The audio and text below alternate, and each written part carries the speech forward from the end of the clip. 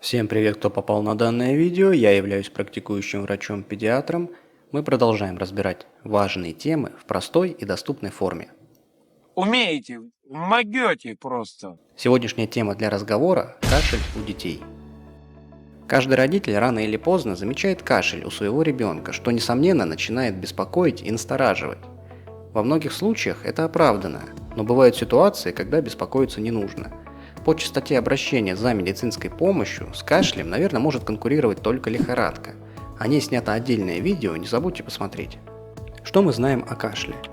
То, что это защитная реакция организма, возникающая при раздражении специфических рецепторов, проявляющаяся сокращением дыхательной мускулатуры, за которым следует форсированный выдох. Ключевой момент – это защитная реакция, ведь благодаря кашлевому рефлексу происходит очищение дыхательных путей от инородных веществ и объектов.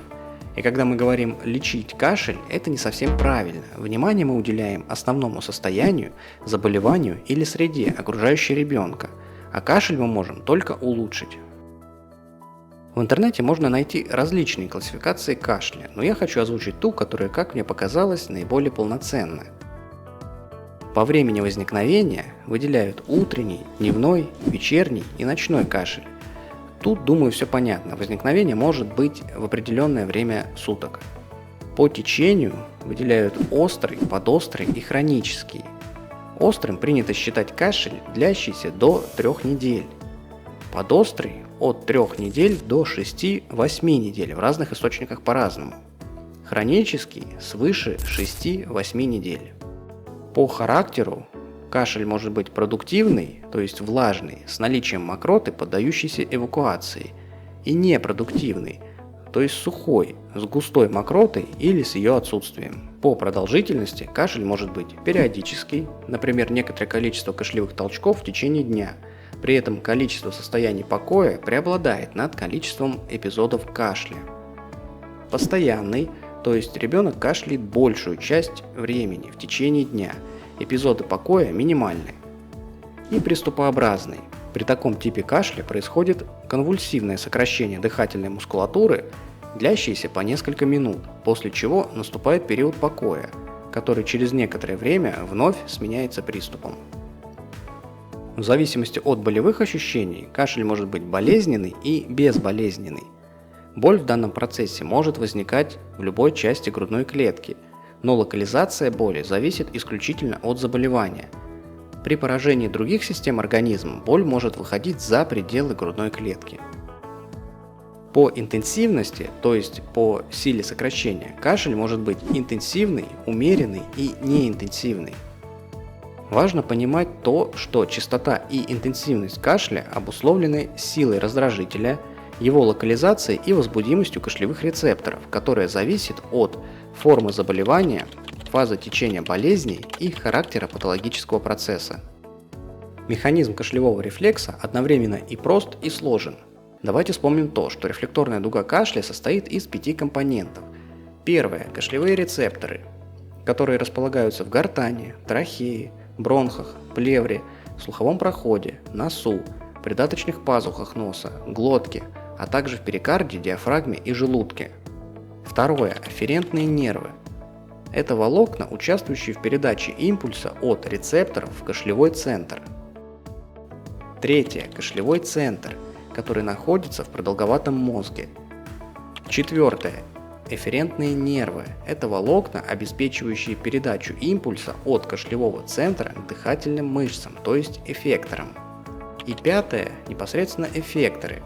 Они представляют собой мышцы бронхов, гортани, грудной клетки и живота.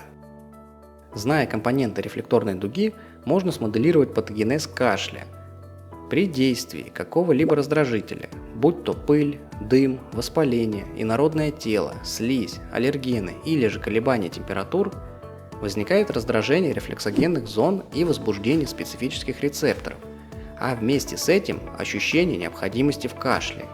Импульс, полученный рецепторами по афферентным нервным волокнам, поступает в кашлевой центр, расположенный в продолговатом мозге, где и формируется кашлевой акт.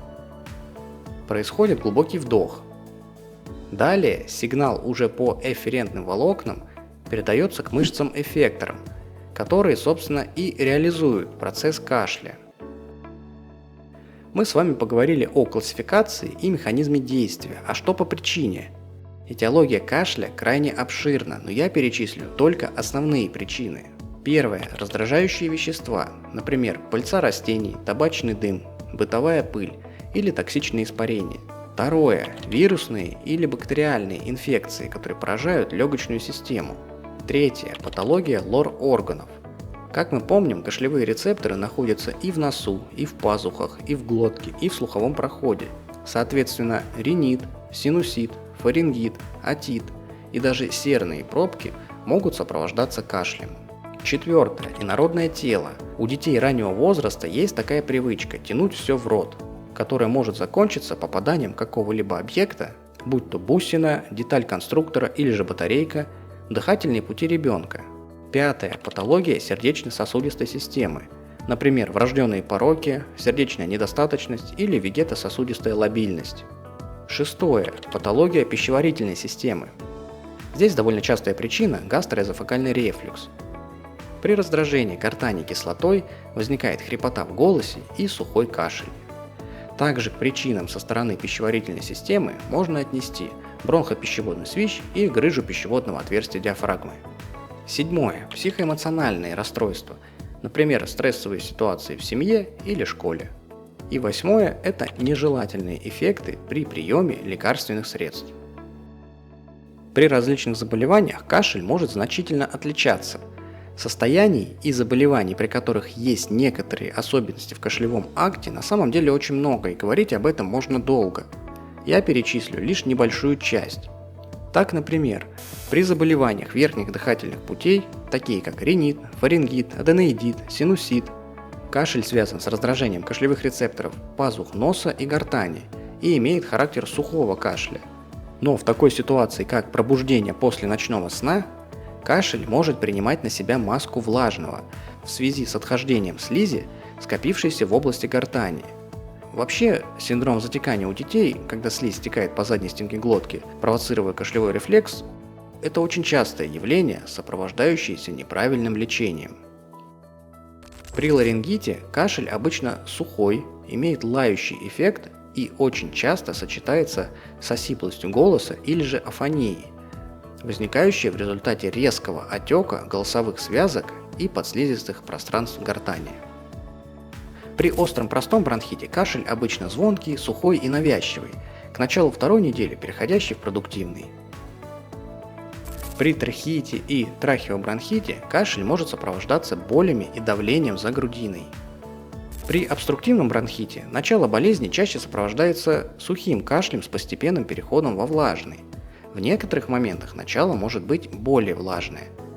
Заболевание может протекать с экспираторной одышкой, участием вспомогательной мускулатуры в акте дыхания, а также сухими свистящими хрипами при дыхании.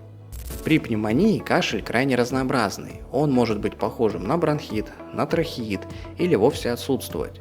Возможны как сухой, так и влажный вариант.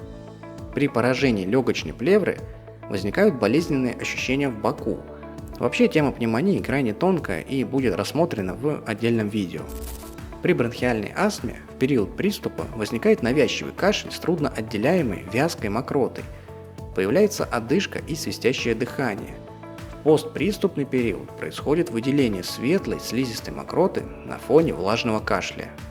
Также стоит упомянуть кашель при аспирации инородного тела, который возникает внезапно и при удалении предмета прекращается. При гастроэзофагальном рефлюксе кашель возникает преимущественно ночью и сочетается с симптомами поражения ЖКТ, например, боль в животе, изжога или отрыжка. Психогенный кашель часто возникает у детей с повышенной возбудимостью в ответ на психотравмирующие ситуации, например, в семье или в школе. Его важная особенность в том, что он прекращается во время сна, еды или разговора. Нередко маленькие дети используют этот симптом, чтобы добиться своих целей. Кашель может усилиться при осмотре врачом и прекратиться сразу же по его завершению. Полноценного раздела диагностики в данном видео не будет, так как все диагностические мероприятия сводятся к разбору основного заболевания. Перечислю лишь несколько основных пунктов. Первое. Обязателен сбор анамнеза. Необходимо выяснить у ребенка или его представителя, когда впервые возник кашель, его длительность и характер, периодичность и интенсивность, есть ли болезненные ощущения при кашлевом акте, получает ли ребенок лечение и есть ли от этого эффект. Второе. Объективное обследование. Самый стандартный осмотр по системам организма с пальпацией, перкуссией и аускультацией. Если рассматривать дыхательную систему ребенка, то пальпацию и перкуссию в силу современной реальности проводят нечасто, но аускультацией пренебрегать нельзя. К сожалению, лично встречал таких врачей, которые ставили диагноз острый бронхит или трахеит, не проаскультировав ребенка, ссылаясь на свой многолетний опыт. И как потом неприятно смотреть на то, что трахеит оказался двусторонней пневмонией, осложненной эксудативным плевритом. Многолетний опыт сразу же превращался в доказывание того, что осмотр проведен по всем стандартам, а осложненная пневмония возникла уже после приема врача. Третье. Лабораторное обследование. Как правило, это общий и биохимический анализ крови. Проводится не каждому пациенту. Все зависит от конкретной ситуации, длительности кашля, его интенсивности, а также берется в учет общее состояние ребенка. Четвертое. Рентгенография органов грудной клетки. Так же, как и кровь, проводится не каждому ребенку. Существуют четкие показания для проведения данного исследования. Пятое. Оценка сатурации. Очень простая, но достаточно важная процедура, позволяющая оценить степень насыщения кислородом крови. Шестое. Осмотр лор-врача. Данный осмотр никогда не будет лишним, так как причина кашля у детей очень часто кроется не в легких. И вот мы плавно переходим к лечению, и тут есть о чем поговорить. Но перед этим хочу сказать, что указываться будет только действующее вещество, а не его торговое название. Также не будут указываться конкретные схемы лечения. Для начала ребенок должен быть осмотрен врачом, и по индивидуальной ситуации будет формироваться план лечения. К выбору лекарственного средства при кашле у ребенка нужно отнестись крайне обдуманно. Выбранный препарат должен быть патогенетически обоснованным, опираясь на механизм действия лекарственного средства и собственное заболевание. Для примера крайне распространенная ситуация: ребенку с полными легкими мокроты назначается препарат на основе бутамирата, в результате чего подавляется кашлевой рефлекс и большая часть мокроты остается в легких. Дети и так не сильно желают кашлять, когда это действительно нужно, а тут еще мы заглушили кашлевой рефлекс. В дальнейшем это может только усложнить лечение. И если родителей еще можно понять, так как реклама делает свое дело, но когда это прямое назначение врача, то становится крайне неприятно. В педиатрической практике часто используются две группы препаратов. Первая – мукоактивные. Мукоактивные лекарственные средства представляют собой класс препаратов, участвующих в облегчении отхождения мокроты путем действия на слизистую бронхов и, собственно, мокроту. То есть эти средства прямо или косвенно влияют на отхождение мокроты. Делят мукоактивные препараты на муколитики и мукокинетики. Муколитики представляют собой средства, разжижающие мокроту в результате прямого действия на секрет, то есть происходит разрушение дисульфидных связей. Мокрота при этом становится более жидкой, что облегчает ее эвакуацию из дыхательных путей. Мукокинетики, в свою очередь, улучшают работу мерцательного эпителия бронхов. Можно образно сказать, что мерцательный эпителий начинает работать как конвейер, что усиливает эвакуацию мокроты. Вторая группа, которая используется в педиатрической практике, это препараты центрального действия, то есть средства, которые действуют на кашлевой центр, и в большинстве случаев эффект заключается в подавлении кашлевого рефлекса. Делят данную группу на наркотические, о которых в данном видео говориться не будет, и ненаркотические. Как правило, это препараты на основе бутамирата. Когда же актуально использование данных средств? Например, в послеоперационный период, который может сопровождаться болевыми ощущениями, или при навязчивом кашле, который нарушает у ребенка качество сна. Но вот прием в ситуации, когда в легких клокочет жидкая мокрота, нежелателен, так как в связи с подавлением кашлевого рефлекса большая часть этой мокроты останется в бронхах с дальнейшим ее сгущением. Какой препарат и при каком кашле использовать, решает врач. Самолечением заниматься не рекомендуется. Скажу лишь то, что от выбранной терапии и грамотного мышления врача зависит положительный исход лечения. На этом у меня все. Спасибо за просмотр. Не забывайте подписываться на нас в других социальных сетях, чтобы максимально быть в курсе всех публикаций.